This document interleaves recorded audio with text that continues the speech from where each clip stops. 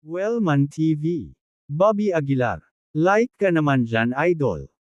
Kabanata 946, Kabanata 946, kaya paano kung ito ang martial saint? Isa.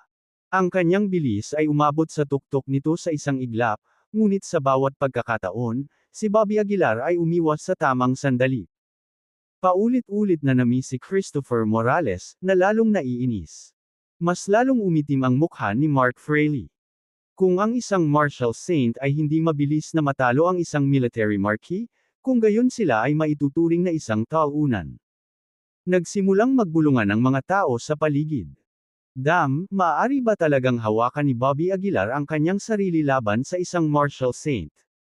Masyadong mahina ba itong martial saint, o masyadong malakas si Bobby Aguilar? Sok, sa mga ganyang kakayahan habang nasa military marquis realm lang, sino ang nakakaalam kung gaano siya kitikot kapag nakapasok na siya sa martial saint realm? Nang marinig ang mga nakapaligid na komento, mas lalong nagalit si Christopher Morales.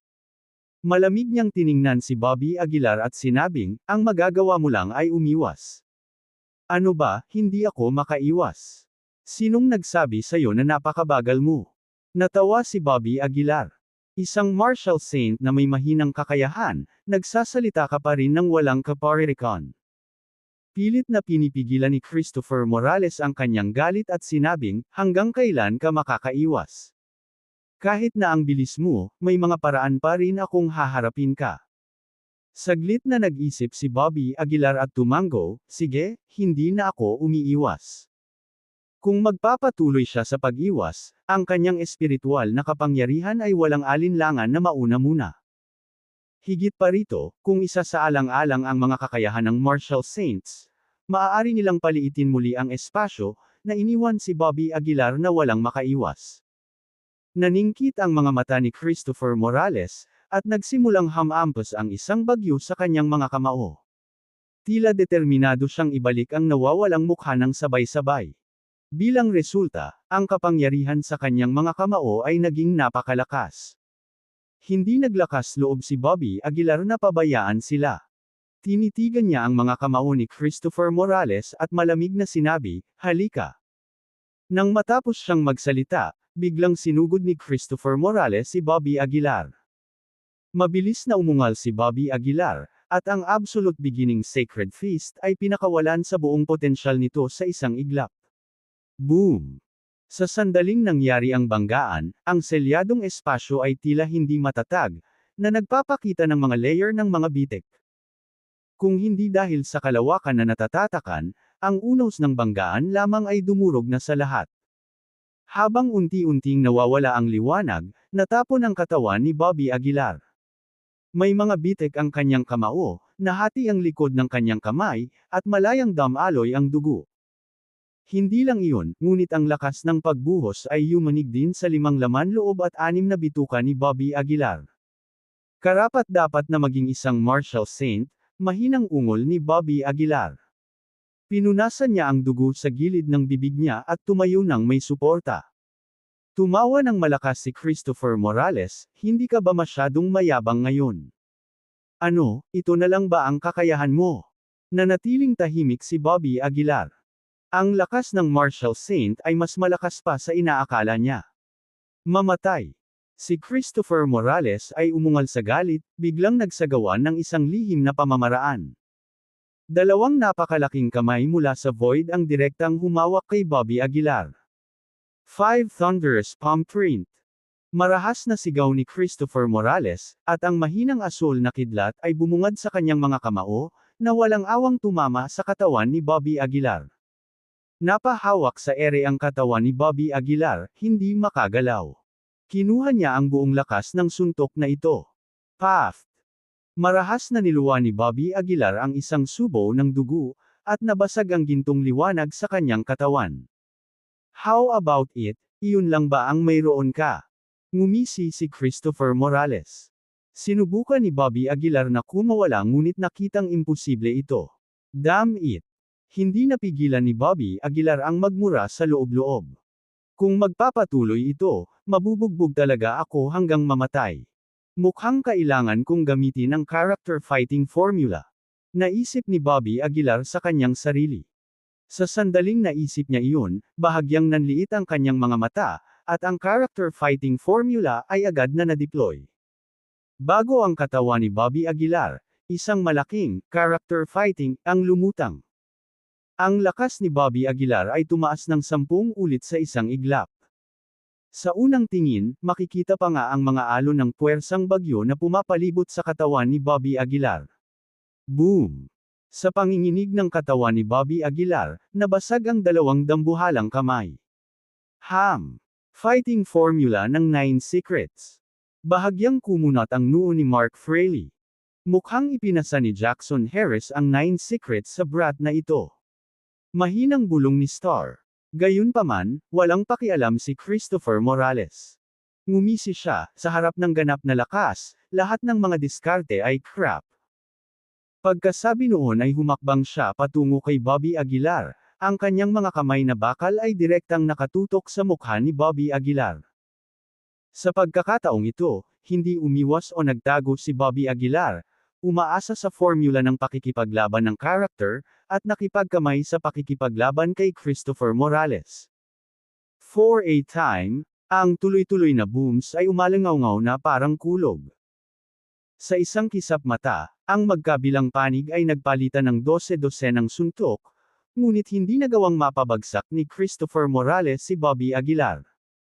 Bagamat mas malala ang mga pinsala ni Bobby Aguilar, ang kakayahang makipaglaban sa isang martial saint sa military marquee realm ay isang bagay na dapat ipagmalaki.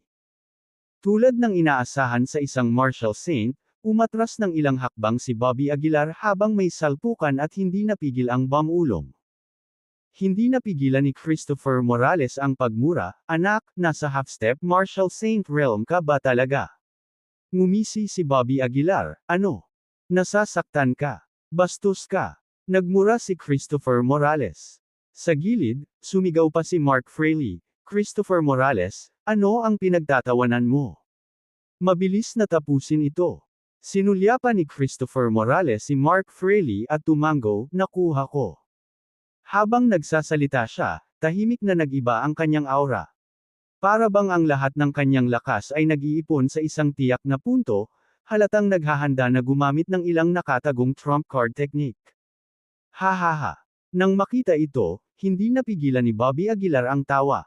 Anong klaseng bastos na martial saint? Puro bluster lang, ngayon parang ganun na lang. Hidden trump card technique.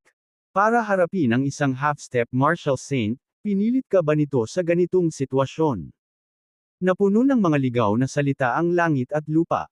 Gayunpaman, walang nag-iisip na si Bobby Aguilar ay nagyayabang lamang. Ang kanyang pagganap ay nakakuha na ng pag-aproba ng lahat. Nanatiling tahimik si Christopher Morales. Sa kanyang likuran, dahan-daang natipon ang mga bahid ng liwanag na parang apoy. Ang liwanag na ito ay nag-apoy at kalaunan ay naging dalawang malalaking palakol. Ang mga palakol na ito ay kumikinang sa isang kaakit-akit na kinang, at ang sobrang nakakatakot na kapangyarihan ay nagpang-inig sa mga tao. Ang lahat ay natigilan sa pamamaraang ito, ngunit si Bobby Aguilar lamang ang tumatawa pa rin ng malakas. Hahaha. Ito ba ang iyong hidden trump card technique? Hindi mapigil ang tumawa si Bobby Aguilar. Sinasabi ng lahat na lahat ng nasa ibaba ng martial saint ay parang mga langgam. Ngayon, ako, itong langgam, ay papatay ng isang santo. Kasaysayan. Ang kasaysayan ay para likhain ng mga tao. Pagkatapos ng dagandong, ang lahat ng golden light sa katawan ni Bobby Aguilar ay lumundag patungo sa kanyang kanang kamao. Lahat ng puwersa tulad ng divine dragon power at spiritual fire, at iba pa, ay nagtipon sa kanyang kanang kamao. Ang diskarteng ito ay ang mismong nilikha ni Bobby Aguilar na 10,000 spell breaking punch. Sa sandaling ito, ang buhok ni Bobby Aguilar ay magulo, at ang kanyang ligaw na pagtawa ay tumagos sa tenga ng mga tao, na nagdulot ng sakit. Ang nakakabaliw na hitsura na iyon ay nagulat sa lahat ng naruroon. 10,000 spell breaking punch. Sinamahan ng dagandong mula kay Bobby Aguilar, ang lahat ng golden light ay sumabog sa kanyang kanang kamao. Kabanata 947, Kabanata 947, Pagpatay sa Santo. Isa. Dahil sa nakakasilaw na gininto ang liwanag, naging imposible para sa mga tao na maimulat ang kanilang mga mata sa loob ng maikling panahon, maging sanhi ng pagkawala ng kulay ng araw at buwan. Tumutulo ang pawis sa mukha ni Mark Fraley para siyang natulala sa galaw na ito. Maging si Star ay nanlaki ang mga mata, matamang nakatitig sa eksenang nasa harapan niya. Mamatay. Halos umuungol ang boses ni Bobby Aguilar nang marahas niyang hinampas si Christopher Morales. Ang dalawang palakol na pumapapadpad sa itaas ng ulo ni Christopher ay may dalang puwersang gumugulong habang hinahampas nila si Bobby. Boom! The moment of collision, naging white-hot ang paligid. Ang bawat isa ay likas na nagtakip ng kanilang mga mata, at ang ilan ay nakaranas pa nga ng pansamantalang pagkabulag. Bitik. Sinamahan ng malutong na tunog, ang selyadong espasyo ay nagsimulang mabasag. Ang umaalon na puwersa ay parang baha, nagmamadaling lumabas mula sa loob. Mabilis na ikanaway ni Star ang kanyang kamay, pinipigilan ang paglabas ng puwersa. Ang mga mata ng lahat ay deadlocked sa espasyong iyon, naghihintay ng resulta. Ha. Sa sandaling ito, isang malakas na tawa ang nagmula sa loob. Ang boses ay walang iba kundi si Bobby Aguilar. Si Bobby ay lumitaw sa himpapawid, ang kanyang damit ay punit-punit at puno ng dugo, ang kanyang mukha ay halos hindi makilala. Ngunit hindi nabawasan ang kabaliwan sa kanyang mga mata. Ha. Marshall Saint is nothing more than this. Malakas na sigaw ni Bobby. Nagbago ang mukha ng lahat. Ginawa ba talaga ito ni Bobby? Napatay ba talaga ni Bobby ang isang Marshall Saint gamit ang kanyang half-step Marshall Sage Realm? Unti-unting nawala ang usok, nakita ko lang si Christopher na nakadapa sa lupa, halos madurog ang katawan. Ang kanyang katawan ay maraming buto na naging pulbos, mukhang hindi mabata. Pilit na itinaas ni Christopher ang kanyang kamay, dahil halos bumagsak ang mga sugat sa kanyang katawan. Paano ito posible? Malaki ang pagbabago ng mukha ni Mark. Natalo ni Bobby Aguilar ang isang Marshall Saint sa Military Marquee Realm. Wala pang talaan nito sa kasaysayan. Hindi ka pa rin patay, ha? Pinunasan ni Bobby ang dugo sa gilid ng bibig niya. Bagamat malapit nang maubos ang kanyang hininga, ipinakita ng kanyang baliw na kilos ang kanyang kahandaang ipaglaban ang kanyang buhay. Ngayon, ako, si Bobby Aguilar, ay papatay ng isang Marshall Saint. Umungol si Bobby, at sa isang iglap, umihip ang mabangis na hangin, dahilan para sumayaw sa hangin ang magulo niyang buhok. Ang kanyang katawan ay muling naligo sa ginintoang liwanag, habang ang walang katapusang kapangyarihan ay lumundag patungo sa kanyang kanang kamao. Halika, tingnan natin kung makakaya mo ang pangalawang suntok ko. Galit na umungol si Bobby. Malaki ang pagbabago sa mukha ni Christopher, gustong tumakas ngunit hindi na niya nagawang tumayo. Kung dama po ang suntok na ito, malamang na madudurog nito ang katawan at primordial spirit ni Christopher. Mamatay. Sa isang galit na dagandong mula kay Bobby, muling bumuhos ang abot langit na gintong liwanag. Tinitigan ng mabuti ni Christopher ang eksena, halos himatayan siya dahil sa takot. Boom! Isang malakas na ingay ang umalangaw-ngaw. Nalaban na naman ang paningin ng lahat. Anong nangyari? Napatay ba talaga ni Bobby ang isang Marshall Saint? Kung tumungo siya sa Marshall Saint Realm, hindi siya magagapi sa mundo. Sinasabi ng mga tao na ang agwat sa pagitan ng Military Marquee at ng Marshall Saint ay hindi matatawaran, ngunit paulit-ulit na nilikha ni Bobby Aguilar ang kasaysayan. Habang nag-uusap ang mga tao, unti-unting namuo ang alikabok. Doon, nakatayo sa harap ni Christopher, ay isang tao. Itinaas niya ang dalawang kamay at kinuha ang suntok ni Bobby. Ito ay walang iba kundi si Star. Tumingin si Star kay Bobby, walang ekspresyon ang mukha nito. At si Bobby, matapos maghagis ng dalawang suntok, ay tuluyan ang nawalan ng lakas. Umindayog siya at tumingin kay Star, ngumisi, sayang. Naligtas siya. Nanatiling tahimik si Star, tahimik lang na nakatingin kay Bobby. Umindayog si Bobby sa kanyang mga paa, ngunit sa huli ay hindi na makahawak. Nahulog siya mula sa hangin, nabasag ang lupa. Bilisan mo, hulihin mo siya. Nag-aalalang sabi ni Mark. Tumango si Star, pumunta sa gilid ni Bobby, at binuhat siya. Hey hey, ngumisi si Bobby, ipinakita ang mapuputing ngipin. Mataman siyang tumitig sa direksyon ni Mark, tumawa ng malupit, Mark Fraley. Mag-iingat ka. Hindi malinaw kung ang nakakatakot na titig ni Bobby o ang kanyang pagganap ang natakot kay Mark. Sa anumang kaso, instinctive na inilayo ni Mark ang kanyang mukha bago nagmamadaling sinabi, bilisan mo at ilayo mo siya. Nang walang karagdagang abala, isa pang martial saint ang humakbang, binuhat si Christopher, at umalis sa eksena. Bagamat umalis si Mark sa lugar, hindi maiwasan ng mga nanunood na pag-usapan ang bagay na iyon. Kung hindi dahil sa intervention ni Star, talagang namatay ang martial saint sa kamay ni Bobby. Nakakatakot. May isang nakakatakot na kabataan sa mundong ito. Ang pagpatay sa isang martial saint. Ang ganoong gawain ay mauukit sa kasaysayan. Sa pasukan ng Pavilion of Heavenly Secrets, napuno rin ng pagkabigla si Mallory Poe. Alam niyang malakas si Bobby pero hindi niya akalain na magiging ganito siya kalakas. Sa half-step martial sage realm, natalo niya ang isang martial saint at muntik na niyang kitilin ang kanyang buhay.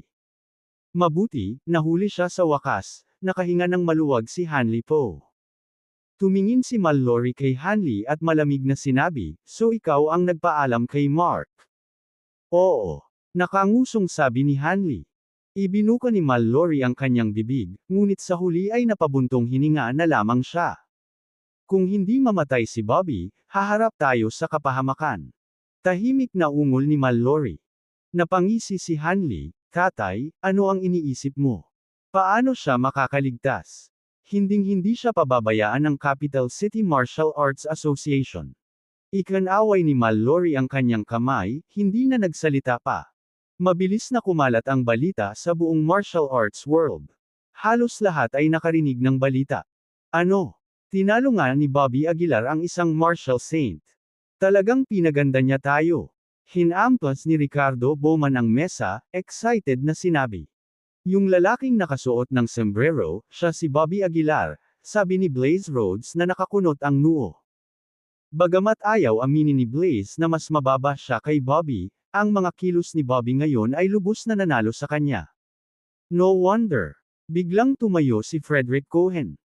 Huminga siya ng malalim at sinabing, iniligtas ni Bobby ang buhay ko, at ngayong nahuli na siya, hindi na lang ako maupo. Brother Frederick, hindi tayo maaaring kumilos ng pabigla-bigla. Pag-usapan pa natin ito, mungkahi ni Daphne Green. Napatikip ng ngipin si Frederick at nag-aatubili na umupo muli. Sa pamilya Taylor, nanginginig si Dominic Taylor habang tinitingnan ang nilalaman sa kanyang telepono. Itong si Bobby Aguilar, dumilim ang mukha ni Dominic. Kabanata 948, Kabanata 948, Pagsipsap ng dugo sa lungguhit isa. Sa sandaling ito, si Dominic Taylor, na inakala na siya ay naging sapat na, ay muling tinamaan ng suntok. Walang inaasahan na talagang matatalo ni Bobby Aguilar ang martial saint realm. Ang katotohanan ito, na palaging itinuturing ng lahat na imposible, ay sinira na ngayon ni Bobby Aguilar. Sa oras na ang buong mundo ng martial arts ay nagulat dito, si Bobby Aguilar ay dinala sa isang bilangguan sa Capital City Martial Arts Association. At ang kulungang ito ay ang kulungan kung saan dati ay nakakulong si Emily Taylor. Hindi lang iyon, nakalagay pa rin ang mga kagamitang ginamit sa pagkuha ng dugo ni Emily. Si Bobby Aguilar ay itinapon sa kulungang ito, na nakasara ang malaking pinto at inilagay ang mga hakbang upang maiwasan siyang makatakas. Napasulyap ang maraming bilanggo habang nakakulong si Bobby sa kulungan. Bobby Aguilar. Bakit siya bumalik dito? Sa pagkakataong ito, parang dinala siya ng dalawang martial saints, baka nakapasok na siya sa martial saint realm. Hey, Bobby, kamusta ka na? Habang nag-uusap ang ibang mga bilanggo, si Bobby ay nakahandusay sa lupa, halos hindi makapagsalita. Dahil nasugatan na, at nagamit ang 10,000 spellbreaking punch ng 2 beses, ang kanyang chi ay sobrang naubos sa sandaling ito, kahit na kulang sa lakas para magsalita. Sa kanyang peripheral vision, nakita ni Bobby ang mga kagamitan na inilagay sa selda ng bilangguan, at agad na nagdilim ang kanyang mukha. Napuno ng galit ang kanyang dibdib. Ang kagamitang ito, para kay Bobby Aguilar, ay isang sakit na hindi kailanman mabubura. Sinubukan niyang bumangon, ngunit hindi siya makatayo. Walang magawa, napapanatili lamang ni Bobby ang posisyong ito, sinusubukang bawiin ang kanyang lakas hanggat maaari. Sa kasamaang palad, walang chi sa kulungan na ito, na ginagawang imposible para sa kanya na makabawi sa kanyang pinakamataas na kalagayan. Kinabukasan. Sa wakas ay nakagalaw ng bahagya ang katawan ni Bobby. Bumangon siya sa lupa at tiningnan ang napakalaking kagamitan sa harapan niya. Bumungad sa kanyang isipan ang eksenang isinabit si Emily Taylor sa device. Capital City Martial Arts Association. Naikuyom ni Bobby ang kanyang mga kamao nang hindi sinasadya. Sa sandaling ito, may biglang pumasok mula sa labas. Nagulat si Bobby Aguilar, ang pumasok ay sina Mark Fraley at Dominic Taylor. Mr. Fraley, salamat, walang pakialam na sabi ni Dominic Taylor. Tawa ng tawa si Mark Fraley at sinabing, huwag mong sabihin iyan, Brother Dominic. Kailangan pa rin ng ating Capital City Martial Arts Association ang suporta ng iyong pamilyang Taylor sa hinaharap. Bahagyang yumuko si Dominic Taylor, nagpahayag ng pasasalamat. Walang tigil, tumalikod si Mark Fraley at lumabas ng kwarto. Malamig na tiningnan ni Bobby Aguilar si Dominic Taylor at sinabing, Dominic Taylor, hindi ko inaasahan na magpapakita ka ng mukha. Akala ko magtatago ka na lang habang buhay. Magtago. Napataas ang kilay ni Dominic Taylor at ngumisi, anong ibig mong sabihin, itago mo. Hindi itinatago ang pakikipagkumpetensya sa inyo mga mababang buhay, ha? Ayaw ni Bobby Aguilar na mag-aksaya ng mga salita kay Dominic Taylor at malamig na nagtanong, para saan ka nandito? Sa halip na sagutin ang tanong, si Dominic Taylor ay pumikit at sinabing, narinig ko na natalo mo ang isang martial saint. Siguro kung totoo ito. Bakit, gulat ka ba? Ngumiti si Bobby Aguilar. Hindi ako natatakot na sabihin sa iyo na natalo ko ang isang martial saint. Kung hindi dahil sa intervention ni Star, maaari pa akong makapatay ng isang martial saint. Ito ay isang bagay na hindi mo maabot, tama. Bagamat alam na ito ni Dominic Taylor, nabigla pa rin siya nang marinig ito ni Bobby Aguilar. Nakakagulat talaga, umiling si Dominic Taylor. I wonder kung anong klaseng sikreto ang nakatago sa katawan mo. Kung maaari mong talunin ang isang marquis sa lakas ng isang grandmaster, hindi ako magugulat, dahil maraming tao ang nakamit iyon. Ngunit ngayon, natalo mo na talaga ang isang martial saint sa buong kaharian. Hindi ko maiwasang magduda. Ngumisi si Bobby Aguilar, anong uri ng umutot ang gusto mong palabasin? Bilasan mo.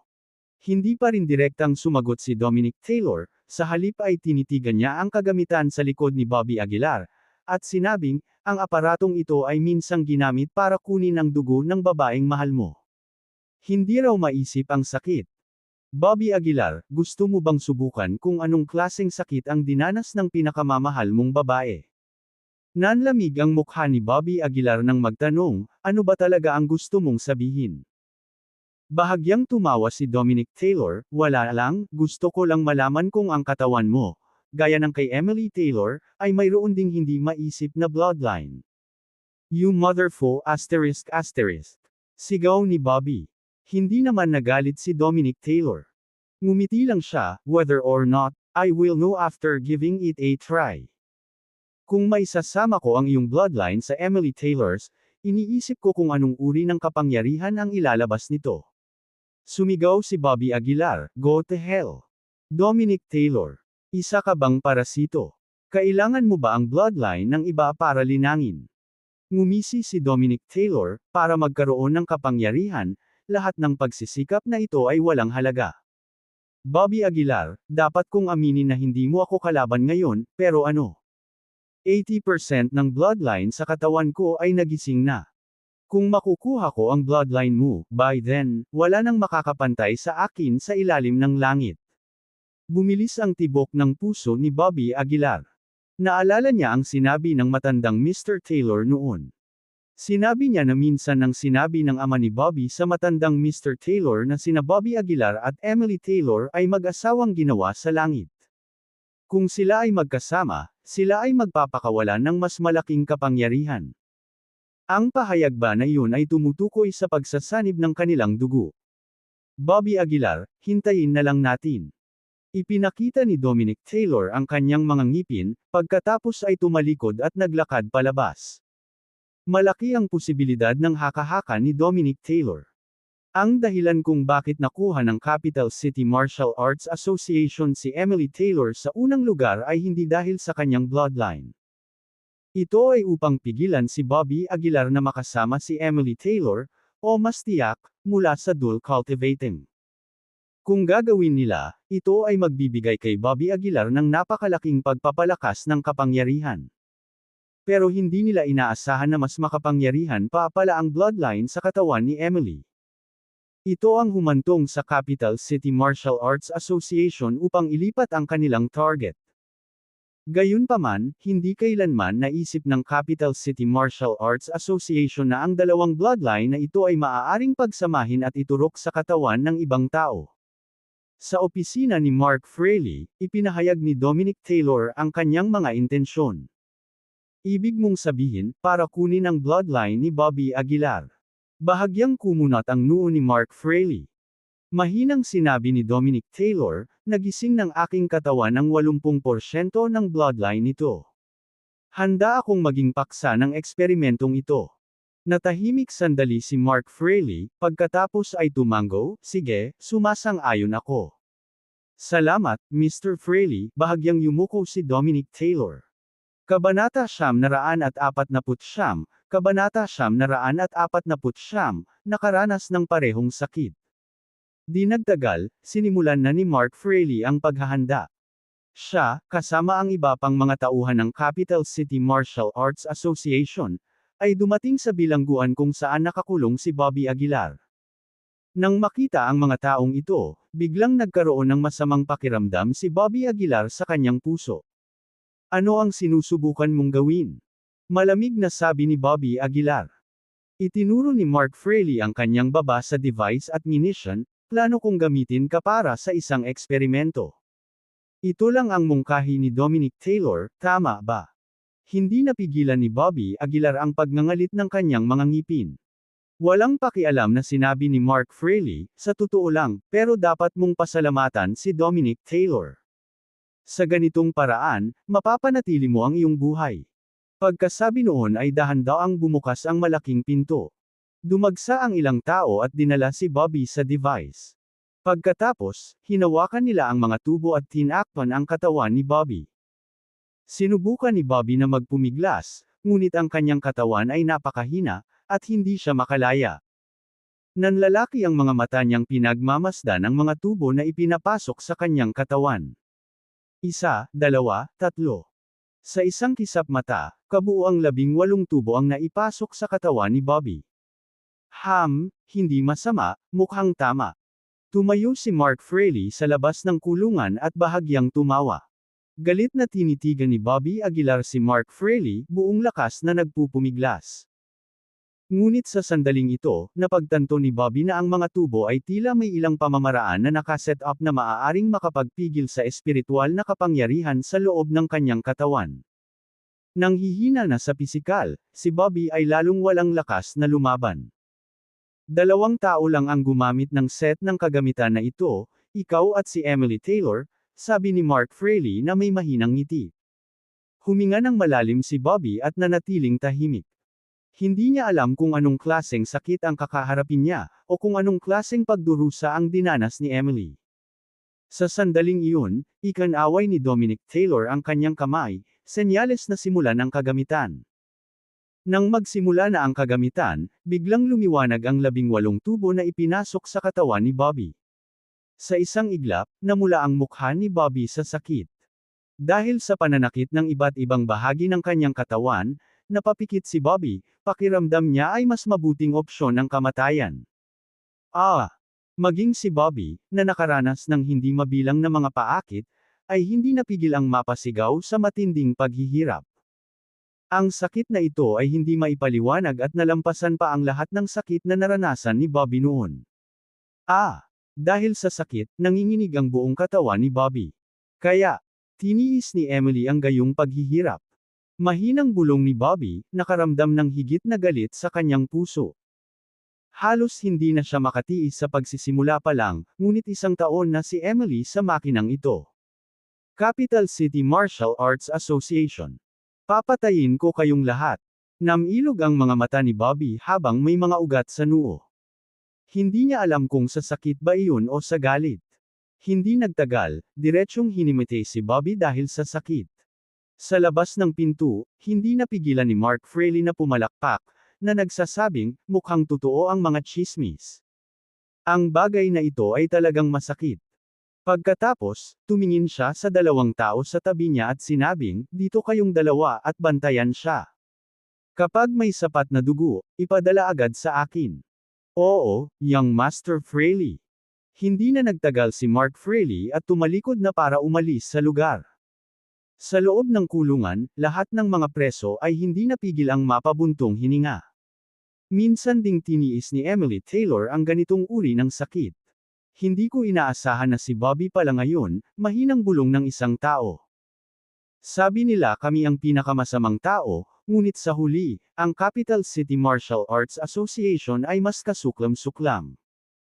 Buntong hininga, wala sa mga sumalungat sa kanila ang nagkaroon ng magandang wakas hanggang ngayon. Matapos ang hindi malamang tagal, sa wakas ay nagising si Bobby. Pero ang matinding sakit na dulot ng paggising ay halos himatayan na naman si Bobby.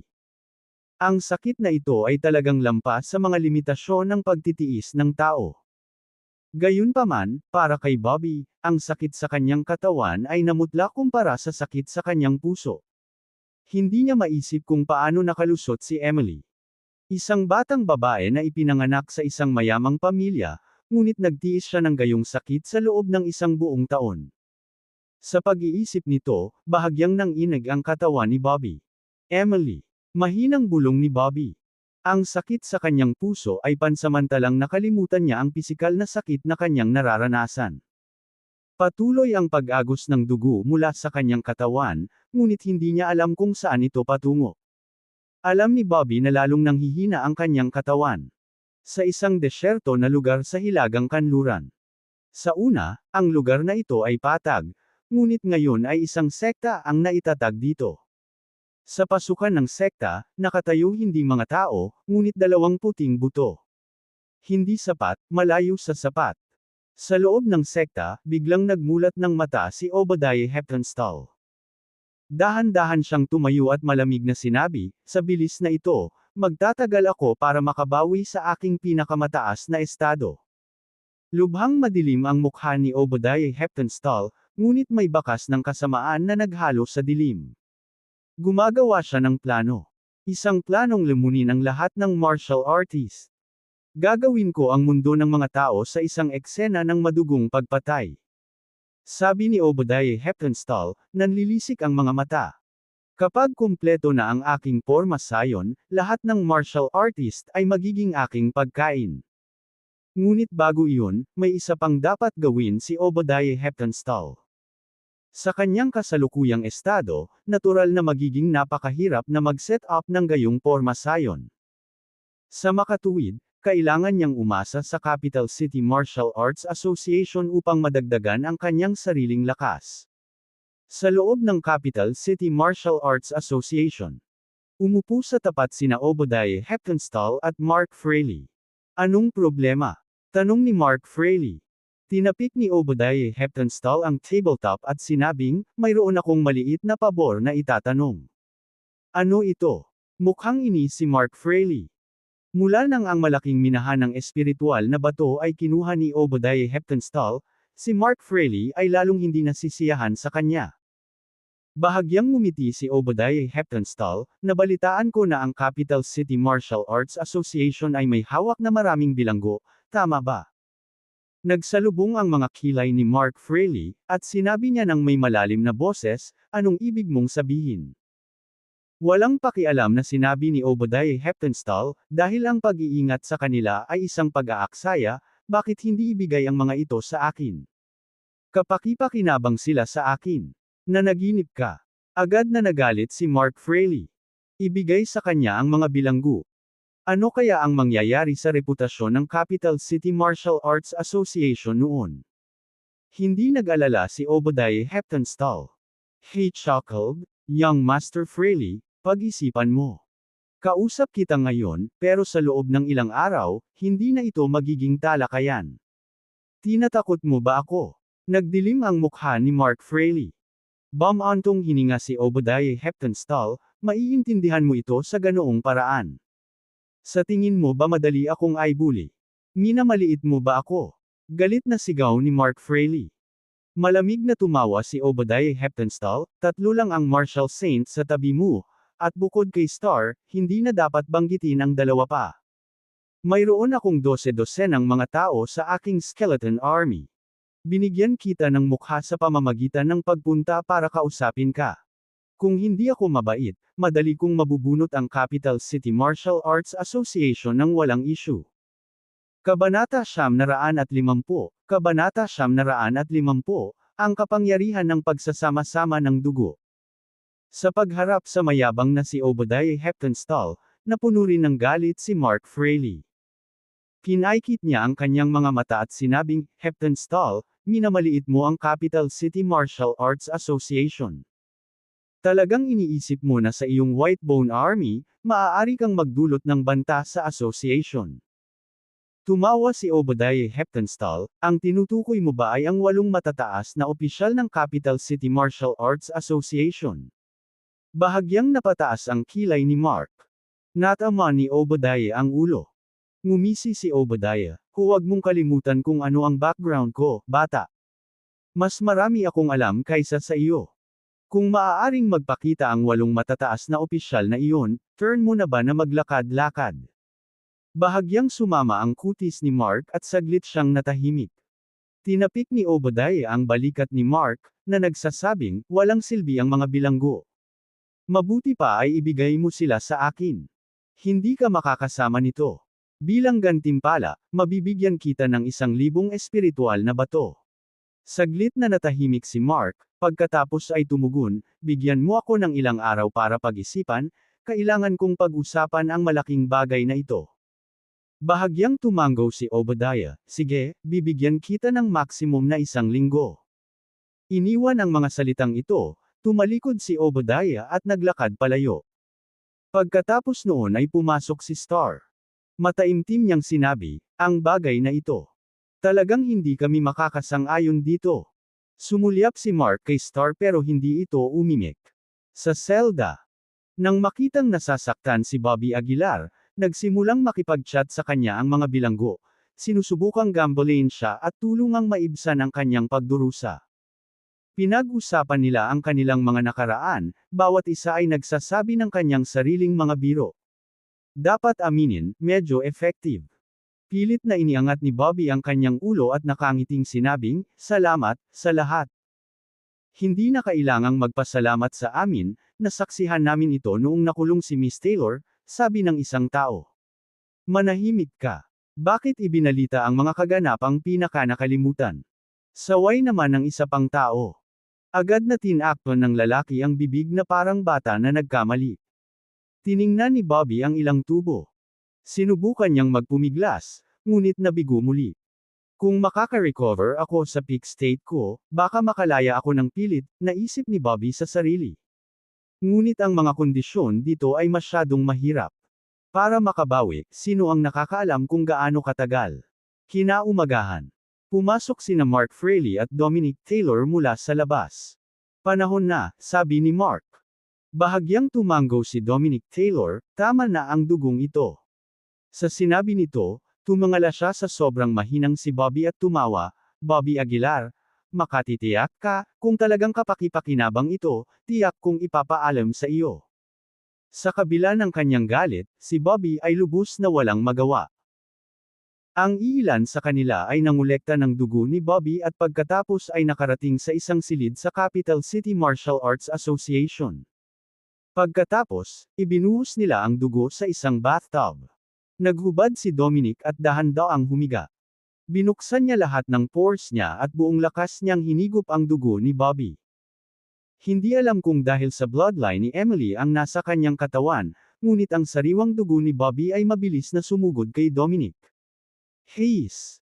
Nagsimulang lumabas ang puting ambon mula sa katawan ni Dominic. Parang nagsasanib ang dalawang uri ng dugo sa loob ng katawan ni Dominic. Isang helanghing ang lumabas sa bibig ni Dominic. Hindi malinaw kung siya ay nasa sakit o kasiyahan. Sa pagsipsip ng dugo, mabilis na nagbago ang katawan ni Dominic. Sa isang iglap, ang kanyang katawan ay natatakpan ng gintong liwanag, ang kanyang laman ay naging matatag na matatag. At ang kapangyarihan ng kanyang bloodline ay napataas muli sa sandaling ito. Sa sandaling na-absorb ang lahat ng dugo, isang sinag ng liwanag ang nagmula sa katawan ni Dominic.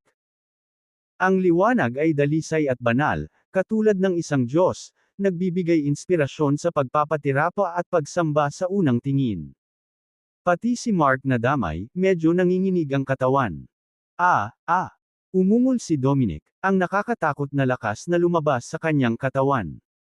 Pati si Mark ay nabigla at napaatras. Napakabigat ng kapangyarihan. Ano ba itong mapang-api na pakiramdam? Bulong ni Mark sa sarili. Tumingin siya kay Dominic, alam niyang nagtanong, "Young Master Taylor, ano ang nararamdaman mo?" Napatingin si Dominic kay Mark at ngumisi, "Good, better than ever." Sinong mag-aakala na ang bloodline ni Bobby ay maaaring maging ganito kahimala? Mukhang tama ang hula ko. Sa puntong ito, tumingin si Dominic kay Mark, "Mr. Frehley, pakihanapan ako ng Martial Saint." Isang Martial Saint. Kumunot ang noo ni Mark. Gusto mo ring hamonin ang isang Martial Saint. Ngumisi si Dominic, hindi isang hamon, ngunit isang patayan. Ano man ang nabigong gawin ni Bobby, tiyak na magagawa ko.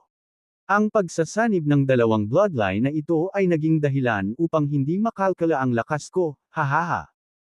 Pinapanood si Dominic sa kanyang nasa sabik na estado, gumawa si Mark ng isang resolusyon.